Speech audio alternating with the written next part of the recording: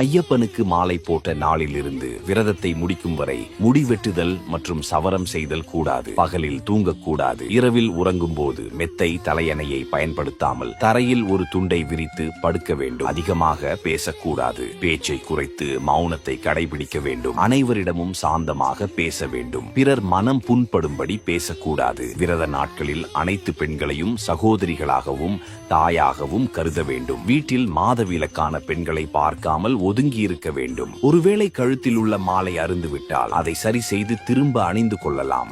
இது தவறில்லை. ஐயப்பனுக்கு மாலை போடும் நேரத்தில் மனதில் எந்த ஒரு சந்தேகமோ பயமோ குற்ற உணர்ச்சியோ இருக்கக்கூடாது. அப்படி மனதில் குழப்பம் இருந்தால் மாலை அணியாமல் இருப்பது நல்லது. இருமுடி கட்டும் நிகழ்வை தங்கள் வீட்டிலேயே வைத்துக் கொள்வது நல்லது. ஏனென்றால் வீடு சுபிட்சமாகவும் மங்களகரமாகவும் இருக்கும். ஒரு மண்டல காலம் விரதம் ஐயப்பனை உண்மையாக உணர்வீர்கள் என்பது நிதர்சனமான உண்மை.